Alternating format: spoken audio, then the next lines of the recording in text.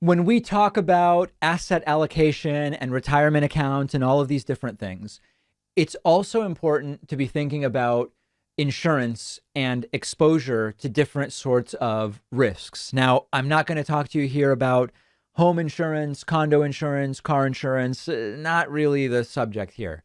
But I do want to talk about health insurance. Health insurance is a major part of personal finance. And if you look at this thing that exists in the United States and doesn't exist in many other countries called a medical bankruptcy, 62%, up to 62% of bankruptcies in the United States are caused by medical bills.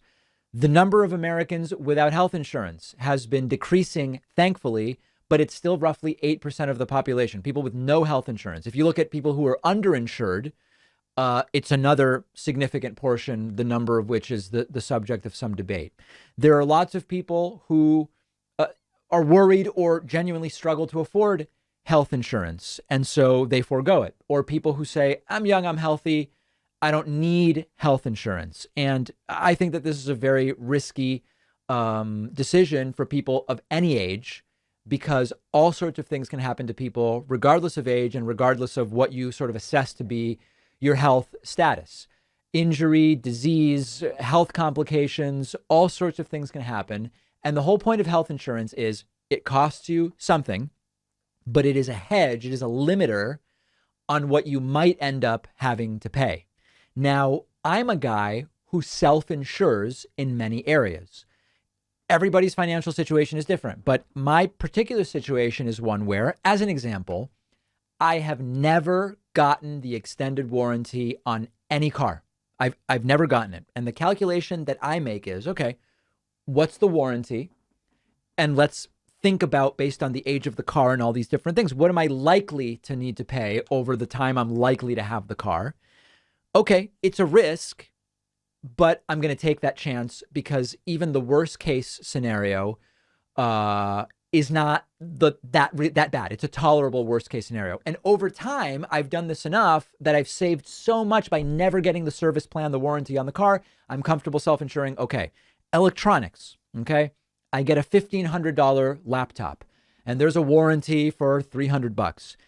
I've never actually had a laptop straight up break in a way that would be covered by insurance. So I decline the $300 coverage. I decline. I've had all these laptops. At this point, I've saved a couple $1,000s on laptop insurance. If the laptop completely breaks and I end up needing to buy a new one, I'm still ahead. With health insurance, it's different because all sorts of things can happen where you can very quickly rack up a 6-figure bill, or in some cases, a 7-figure bill. These are not that rare of situations. My appendectomy, felt fine, went to bed, woke up, didn't feel well. $38,000 would have been the bill had I been uninsured for my appendectomy. So the idea here is you have health insurance as a hedge, as a limiter, as a sort of governor of how much you might end up having to pay. Now, if you have a job that offers insurance, that is usually how people will get insurance, and you might pay part of the monthly payment or not. And then there are other payments associated with your insurance, which we're going to go over in a moment. If you're under 26, because of the Affordable Care Act, you can be covered under your parents' health insurance. If you're self-employed, the way that I am, you have to go to various state marketplaces. New York State has a marketplace, and I buy my insurance plan. Okay.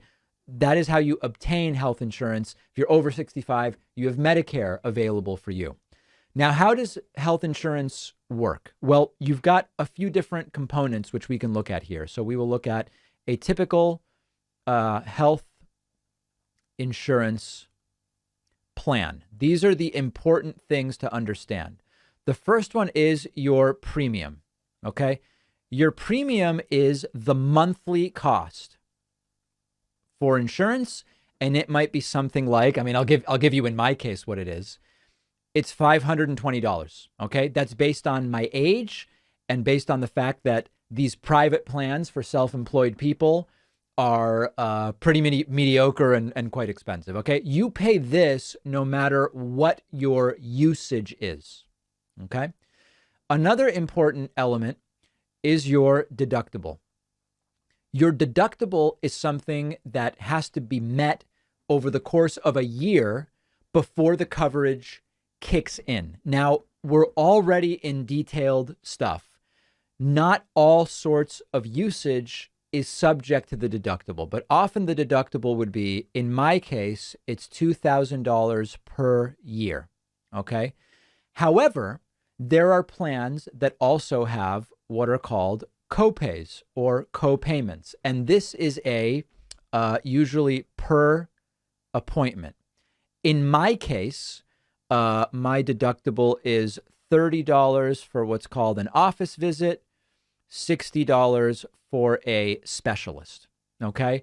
Now, you could have a plan that says you have to meet the deductible before any copays apply. So that quite literally means you go to an office visit with your doctor, they bill $250. You got to pay $250. Great. You've chipped away at your $2,000 deductible. There are some plans that will cover nothing until you get to that deductible. Okay. Other plans, like mine, for example, the copays apply right away. So it's January 1st. I go to and I should mention also, like, my ER deductible is $300. That's an important thing. I go to an office visit at my primary care doctor. I pay $30. Okay. The deductible applies to things like hospitalizations and other things. So understand not only what your deductible and copay is, but whether and when each apply. Okay. You then have your prescription drug coverage. And prescription drug coverage is often tiered.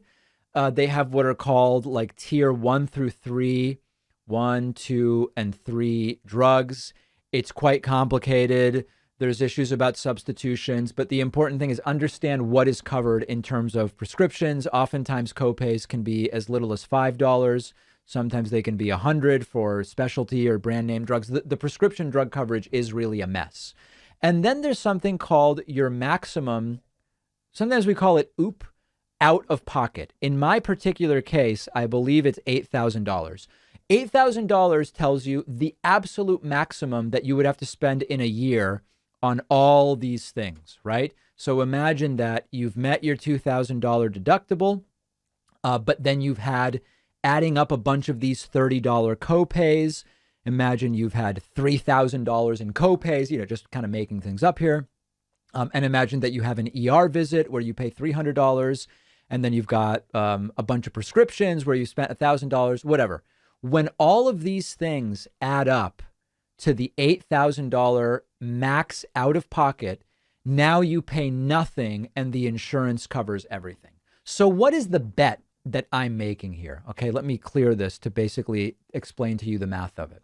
The bet I'm making is that my premium, which is $520, in fact, let's just call it $500 to make the math easy. Okay, my premium is $500 a month.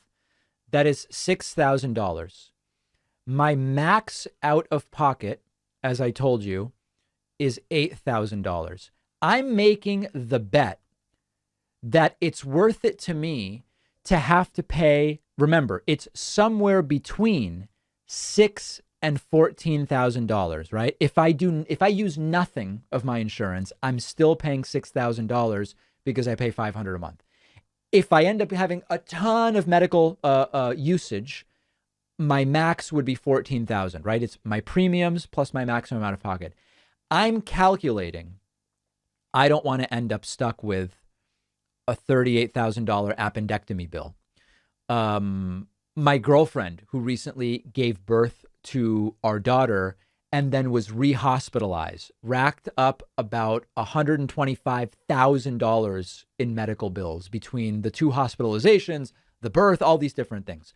My bet is I'm willing to maybe pay up to $14,000 to know I'm not going to get stuck with a bill like this or a bill like this. That's fundamentally the bet that is being made.